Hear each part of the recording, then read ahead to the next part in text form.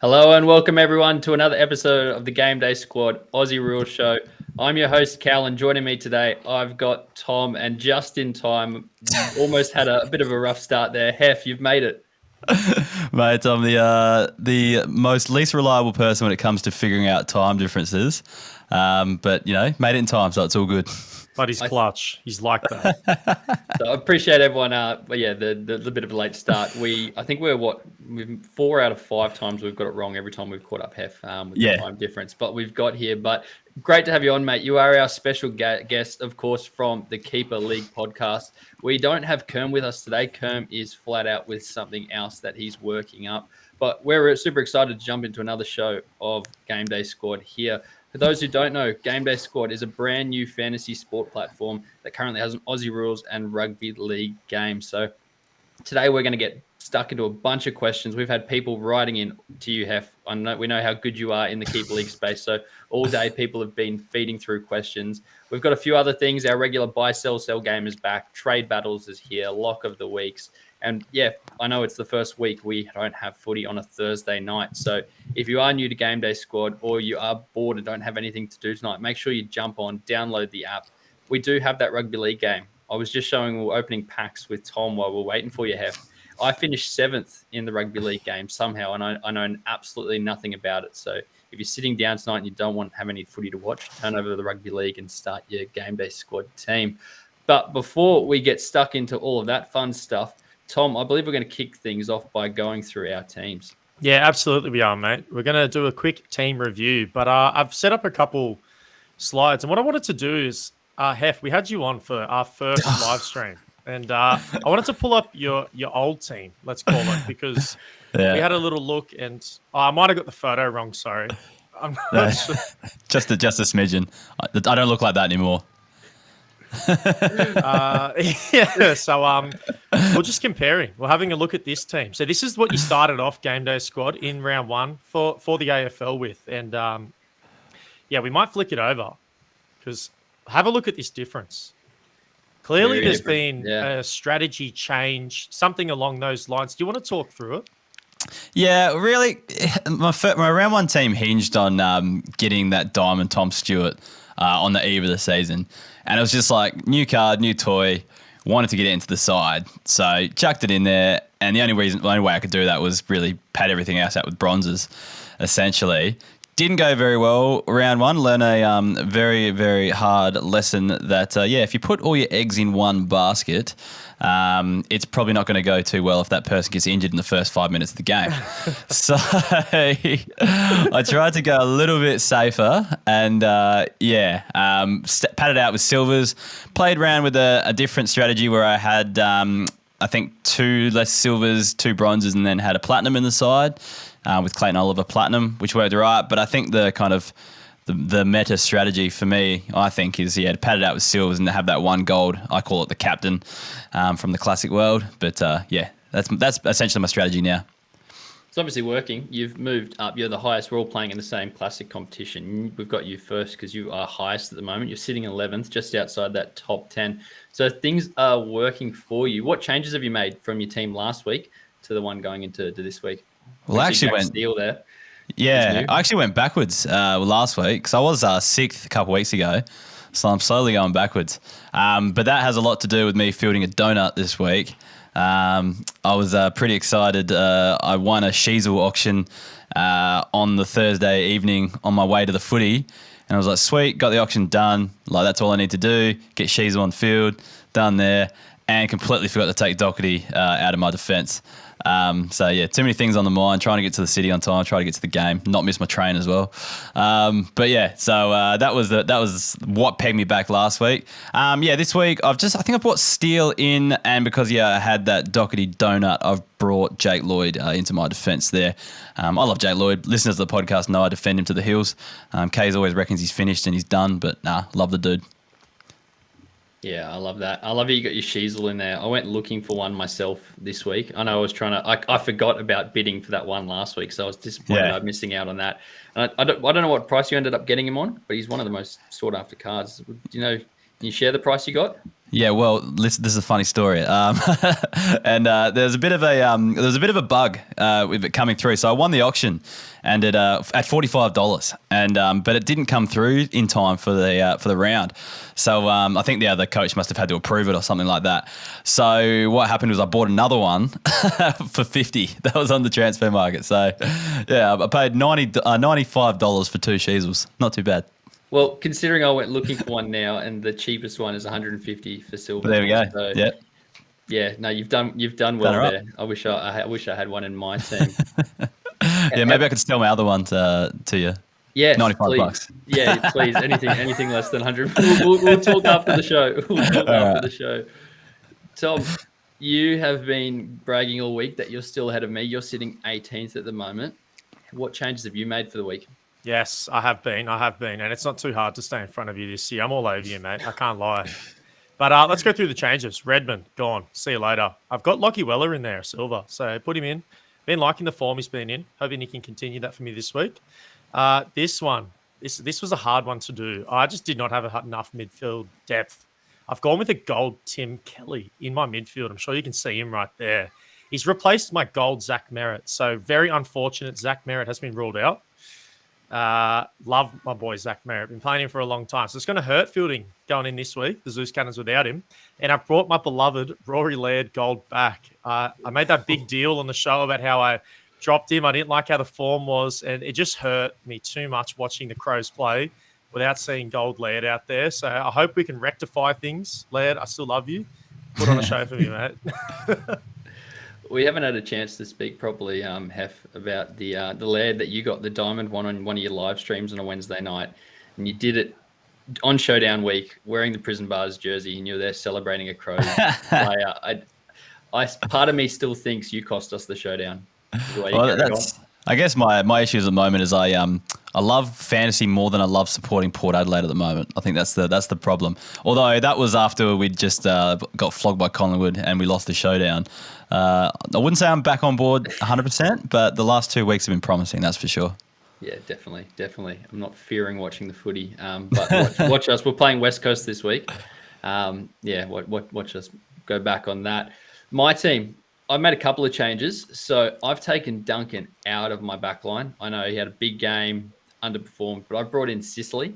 So I'm keen to get your thoughts, Heff, there. I saw, Tom, you're sticking with Duncan. I'm keen to get your thoughts on where you think Duncan is going to fall as a player this year. I think Duncan's going to be okay. Like, first week back, like, always going to take some time to work into it. Coming against Hawthorn is a pretty cruisy matchup. Went big last week, but then came back to the pack last week. I know West Coast is no different, but I think just given his interrupted preseason, he's probably just a bit sore coming off of things. Sicily, I absolutely love, and because he's the skipper, you expect him to get points galore, touches galore, but playing a few more defensive roles over the last few weeks. So I think long term, I like Duncan throughout the rest of the season, so I don't mind it. But the sick dog's not a bad option either. You just got to make sure he gets the right role in the right week, really. Yeah, right. Nice. And my other trades were I took Kelly out. I've liked the form of Walsh. Walsh has come in. And I've taken out Jeremy Cameron out of my forward line. And I've brought in Zachy Butters because I just think there'd be a bit of a tougher matchup for Cameron against the Swans, even without their key backs. Teams don't score heavily against the Swans. And I think hopefully Port have a field day against West Coast. So, yeah, that is my team. Now, I believe, Tom, we've got a pretty big mailbag this week. Like we were saying, there's been a fair few questions to come through. I believe you're in charge of going through them all today. Yeah, let me take it away, mate. We hit up the community. We asked for a lot of questions, not only for yourself, Heff, but for you, Callum. So I might just shoot away. I'll let you know who it's directed at, and I'll get your answers. Heff, first up, this one's from me. How was Gather Round? It's looked pretty awesome. It was fantastic. Like, it surpassed all expectations. Like, I thought it was going to be cool to have every, team playing here and whatnot. And I knew I was going to get to 3 of the games. It was going to be cool. But just the whole vibe of the city, I haven't felt Adelaide so vibrant. And, you're walking down, you're just walking through the city, whatever, and you see, I was walking down King William Street and, there's Christian Petrarca. And then I look over there and there's, I don't know, who else was there? Ben Cunnington. And then I walk around the corner and Andrew McGrath's just sat there. It was just incredible. And then Jared Waitley just, walks past and, with his kids and stuff like that. It's just what is going on in my city? It was incredible. And so it was just, when I found out Sunday that we were going to have it for another 3 years, absolutely stoked. Like, it's only going to get better. That's the thing. And it was already so good. So, it was pretty incredible. Yeah, I agree. Like, it was a trial almost, right? Yeah. Like, it was put together quite quickly, and what a fantastic job they did putting that together. And you don't even think it's going to get better from here. And what a great foundation to build on. Absolutely. Yeah, next one's for you again, Heff. We'll get into the fantasy side of things now because I know that's what everyone wants to hear from you. But all right. Will Callum Wilkie maintain his long-term form? This is from the dabblers on our Discord. Yeah. He's gone 3 tons in a row. Yeah. Like, I don't think that is sustainable. Like, I don't think he's going to be the 100 average guy, but you look at the way St Kilda play, it's super fantasy friendly. A lot of their drive stems from the back line, are kind of cutting off across half back, and then they'll chip it, usually go sideways. So that's an extra +6 for someone there. And then that's when they start their attack. But what I noticed about Wilkie last week was he was a lot of the time the last line of defence guy. So teams play that kind of zone where they push right at the ground and try to strangle the opposition. When they get the quick turnover, Wilkie was kind of just staying back, and he would mop up that kind of loose ball as well. I don't know if he's going to be allowed to play that every week. Like, Collingwood were more than happy to let him do it because I think they had faith in their ability to win the game. Yeah. I think he's going to be still around the 80+ average mark, 85, around that mark, because he's got those big scores in the bag now. It's going to be hard for him to drop back. I wouldn't be surprised if we see a few lower scores from the season, for the rest of the season coming back. But I still think he can kind of maintain around that 80 mark, given St Kilda's game style. Yeah, absolutely. Callum, mate, might shoot this one to you. So this is mainly for caps, but being 5 rounds in, are we starting to get an idea of what the ideal structure should look like? And this is from Dan, 5-5s on the Discord. Yeah, so I saw this one. I think he's talking about when setting up your team. And I think the answer for that is I think there is a mathematical way to go, and that's the way that Heff goes. So all silvers, 1 gold, and then bronze on your bench. I think that gets you the most multipliers for your team. But as you can see, everyone's a little bit different, and myself and Tom have gone and opted to play a few more golds. And I think it comes down to what players you have. So I look at someone like Rory Laird, and I know he's going to score more than most of my forwards, and then even some of my defenders. So I like having him as that extra 0.1 as a gold, because I think that's going to outweigh maybe the 0.1 somewhere else I lose by not playing all silvers and golds. So I would be very careful of playing your diamonds and playing your platinums in the Cap League, as we saw Heff before at the start.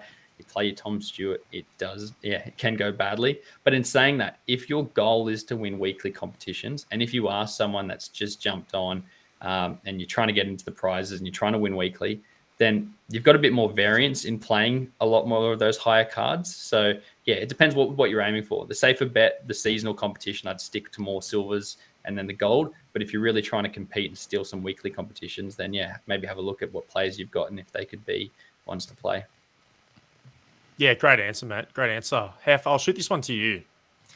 Bit of a long one. So are we seeing the changing of the guard? So in terms of big dog fantasy scorers for teams, so for example, like Sarong moving past Brayshaw, Mills stuck outside of Goulden and Warner, getting more opportunities, Anderson potentially passing Took, Wines is now fading behind the Butters and Rosie, and Green past Jelly. Is it just a trend of breakouts, or is this experience, is this going to continue to happen? I think that was a typo. I think it's meant to be Kelly. So I think that's what Warner Josh Bros. On Discord meant. Yeah, not Josh Jelly. Yeah. Jelly. I should have picked up on that. And this is from the Warner Bros. On Discord, yeah. They do call him Jelly as his nickname, so I guess there you go. It does kind of work. So yeah. So it's all good. I get it wrong for the notes. Yeah, we all knew that. Okay, so yeah, a lot of them are circumstantial. So who gets the attention at each club kind of thing. Generally, most of them have a player ahead of them that's going to get some attention. I know at Fremantle, Brayshaw, they're testing out a few different things with him that isn't as possession-based. It's more trying to contest it, play that inside game, play that contested work, that sort of stuff. That's affecting his score where it kind of just lets Sarong get off the leash. Who were the other ones? There was the GWS one. I think so. With Cornelio and Kelly, there's just players ahead that you're going to look at ahead of Green. That kind of helps him a bit. Who were the other two? Situation. So Mills. You got Swans. Swans is a funny one because it's such a deep midfield, and someone like Mills has extra kind of tricks in his bag, extra strings to his bow. Like grew up or started playing in defence and all that sort of stuff. And when they're trying to roll so many midfielders through there, he's a natural one to kind of leave that side, even though, he's lining up on the wing on the outside and stuff like that as well. I think just missing out on that inside time is hurting him a bit. So, yeah, a lot of them are circumstantial. I'm not sure if it's a trend or if it's a changing of the guard. It's more about just what's going on. It's hard to, it's different at each club and it's hard to pinpoint. I don't think it's an overall trend. It's just what the circumstances at each club, because you can look at other clubs as well and things aren't changing, so... Yeah. Yeah, love that. What about the Port Adelaide one? So you got Wines fading behind Butters and Rosé. Is that? I think that's a genuine chat. Yeah, that's a genuine changing the guard. But again, they offer different things to Wines does. So Wines, he was always a low time on ground player initially, and then around the Brownlow year and the year before, they bumped him up and he was playing a lot more time on ground. Builds his scoring through tackling and that sort of stuff a bit more than the others, and he definitely built his possessions up, but that was due to the time on ground thing. I think that one's probably a genuine one, but also Wines, you've got to remember he had a pretty injury-interrupted pre-season as well. But I think the other two kind of suit the game style that's more like the modern game style, that fast kind of pace, that run and dash burst game style. Absolutely. I think those two actually suit that a little bit more than Wines does. So there probably is a bit of a changing of the guard there, and that's more to do with the way the game's developing. Yeah, couldn't agree with you more there. Callum, I might shoot this one at you, mate. So a lot of questions in the Discord around strategy and dual position players. So DPP, do you want to give any insight into GameDay Squad's plans with this and how these positions are going to be determined? Yeah, so it's obviously topical at the moment because I know AFL Fantasy have just come out with all of theirs. So GameDay Squad does not have dual positions. So just to answer this one, our position as it stands at the moment is we're probably not looking to introduce it at any point in the future. That might change, of course, but as it sits here right now, dual positions are not part of our plans going forward. We're always going to keep our options open for see how things go. But yeah, just for what that means for next year is we're likely going to have players who potentially are changing positions, like someone like a Ben Keys might actually be a forward next year. So people I know on the Discord were asking about, is it too early to start looking for the value of those players? Well, as you can kind of see the way we've set up our positions, we use the data that's come through from our stats provider and from Champion Data to make the decisions. But you can sort of see if someone's kind of 50-50 forward or midfield, then they're going to be a forward in our game. So your Rosies, your Dunkleys, Tyrannos, all those will be forward. So I'd imagine you'd have players next year like Bailey Smith and who did I just say there before? Ben Keys. Ben Keys, yeah, they are likely going to be forwards in next year if they're forward midfielder in AFL Fantasy. Yeah, wow. And that's it's definitely going to determine their value long term as well. So definitely keep an eye on that and have a look at some of those potentials. But Heff, I'll shoot this one at you. So given that GameDay Squad is a dynasty platform and you're from the Keeper League, you're probably the most poised person to answer this. So I'm looking at rookies, young guns that are going to have significant playable value either next year and beyond. But other than the obvious, the known, the Sheasels, the Ashcrofts, is there someone that gets you excited? Yeah, a guy who hasn't played yet. There's a few. So a guy that hasn't played yet that I've loved all preseason is Harvey Gallagher, drafted to the Dogs. And I actually picked him up. I think I got a gold or a platinum version of him the other night in my pack openings, which I was pretty happy with. He was a small forward initially, and they moved him to half-back line for the last 5 games of the season in the NAB League. Can't actually remember which club it was he played for. But yeah, he moved into the half-back line, and I think he averaged 140 from his last 5 games, and that was like legit getting like 140 every game. So like, yeah, a player like him, I know the Dogs do have a pretty deep back line in those similar type of running types. But I think he's definitely one for the future.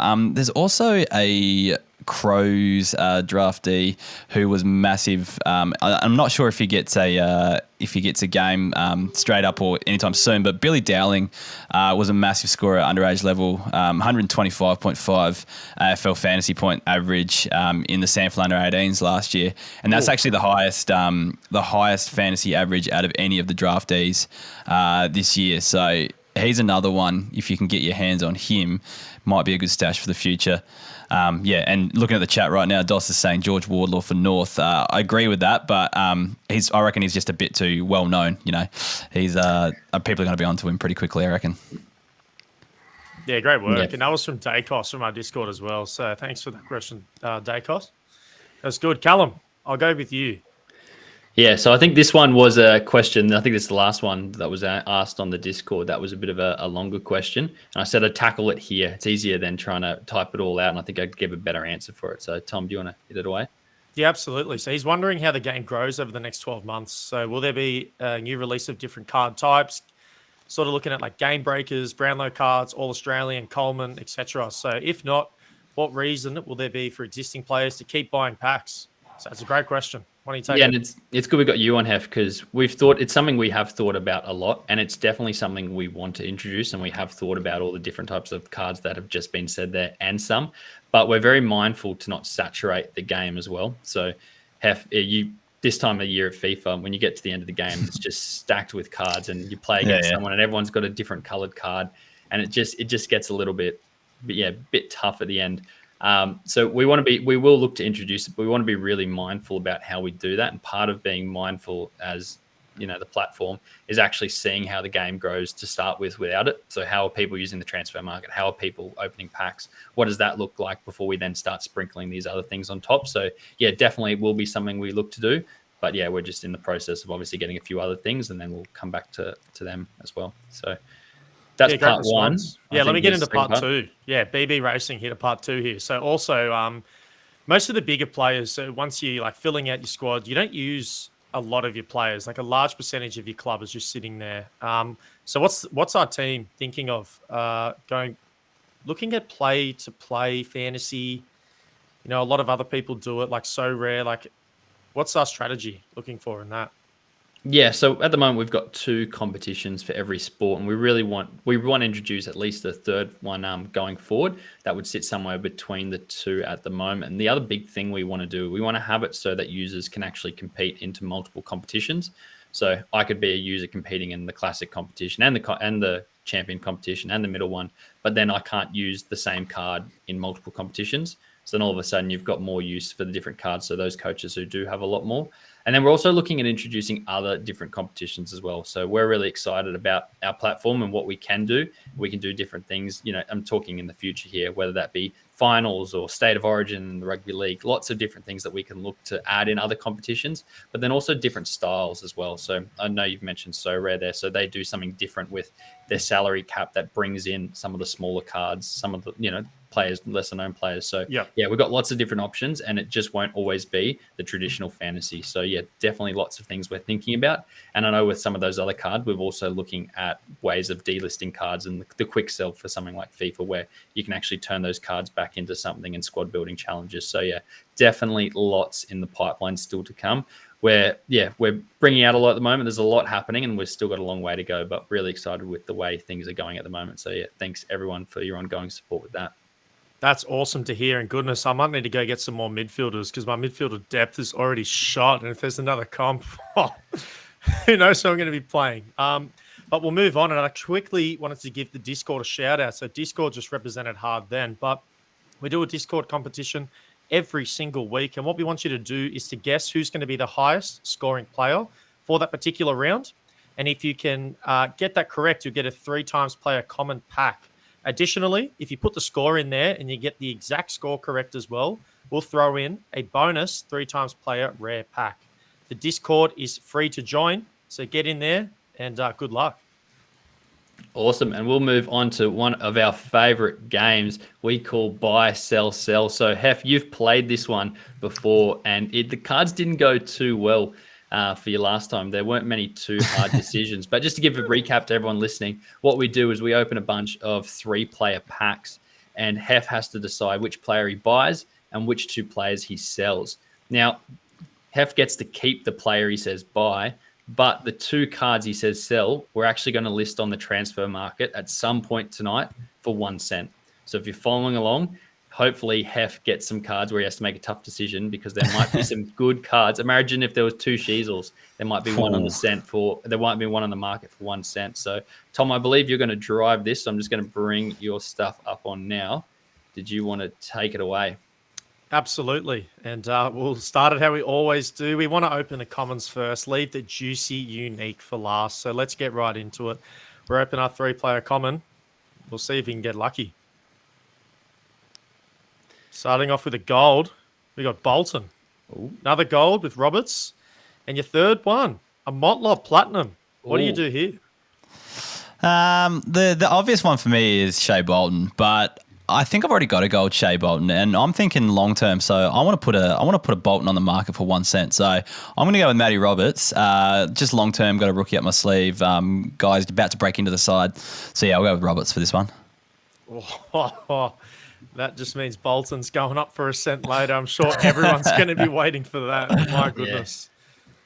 Let's get into the rare. Finally, Matty Roberts getting some love. He's always there as the sub. But yeah. Love it. Someone needs to show him some love. All right, let's make this one a little bit tougher. Ooh. Please.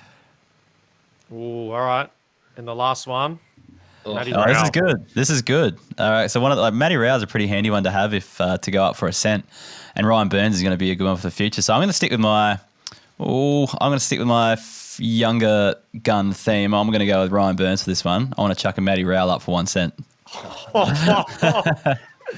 Gosh, do I have to put these up for a cent? Yeah, you do. You do. I'm picking Ryan Burns. That's all right.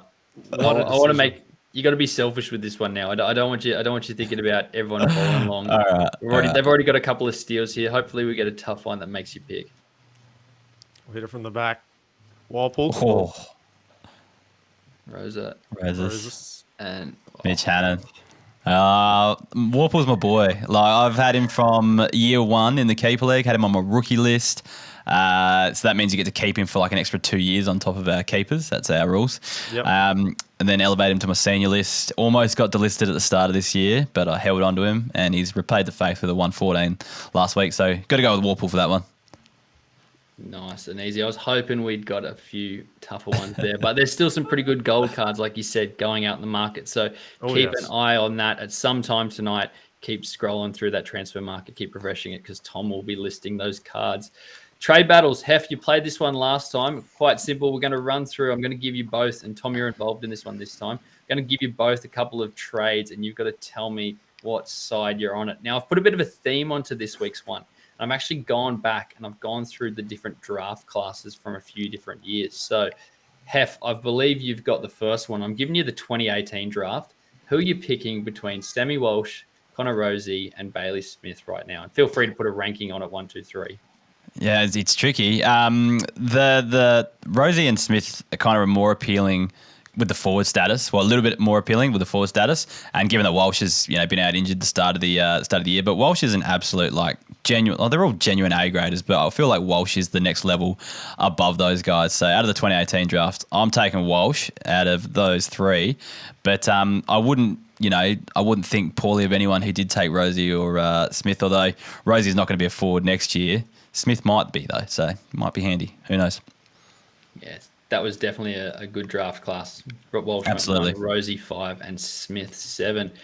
Tom, on to 2019. I've got Sarong, who went 8th in the draft. And with this one here, you're actually going to take into account the type of card. So I'm giving you the Diamond Sarong or the Platinum of Young, Green, and Warner. Now, Young went 7th, Green went 10th, and your boy Chad Warner went 39th back in that 2019 draft. What side are you on? Oh, goodness. If you have a look at some of the players I've listed up for trade this week, there's 2 I'm taunting.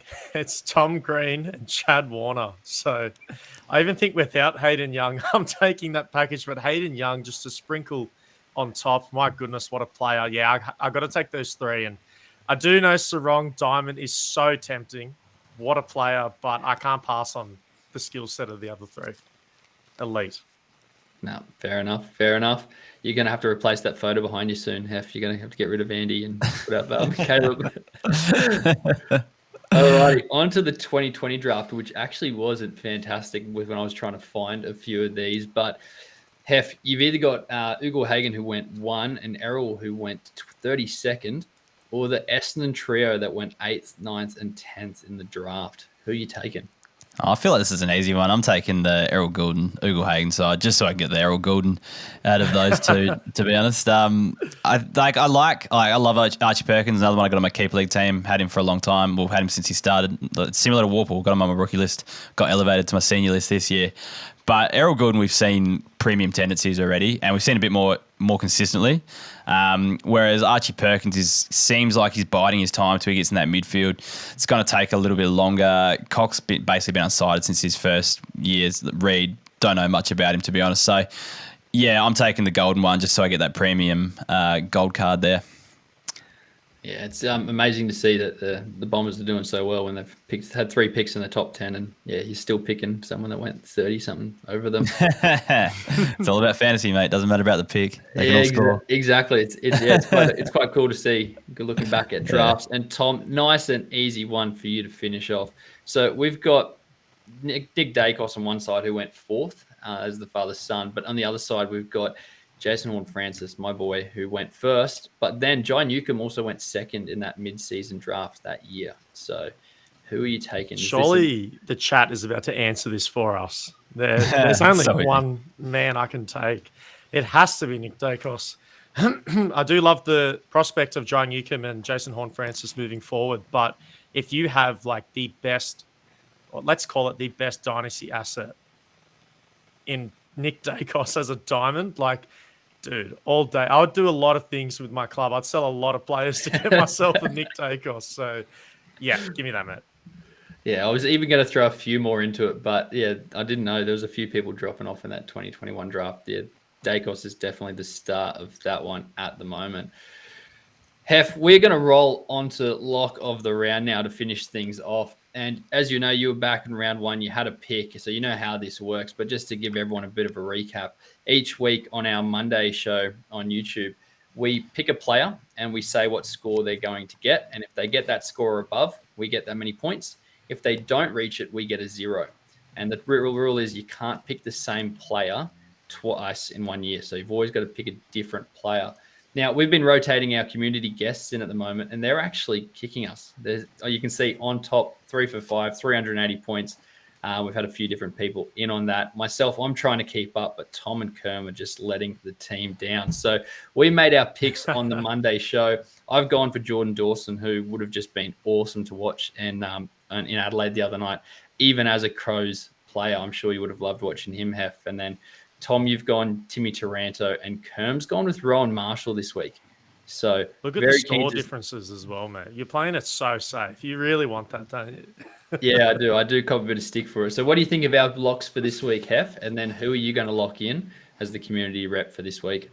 Can I just ask, is that Dawson 115 points without the 1.3 multiplier on? Oh, that's just base. Yeah, so it's all basic. Okay, basic. Okay, cool. I was going to say. Yeah. All right, cool. Then who did I pick last time? It was Doc, wasn't it? No, it was Brayshaw. It was Brayshaw round 1. Yeah, that's right. Yeah. So I think this one, I'm going to just go an easy one and go with Clayton Oliver.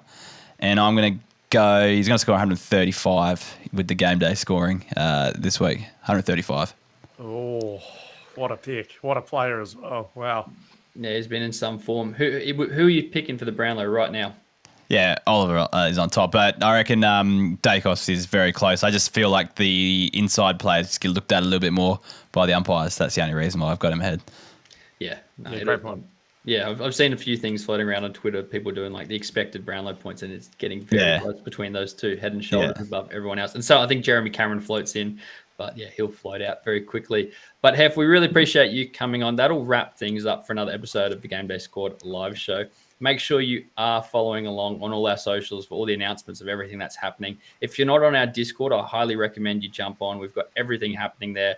People talking about trades, trying to get things done before the lockouts. People talking strategy. It is the place to go if you are into your fantasy sports and Game Day Squad. So appreciate you both jumping on. Good luck for this week, and we'll speak to you guys soon. Cheers. Thank you.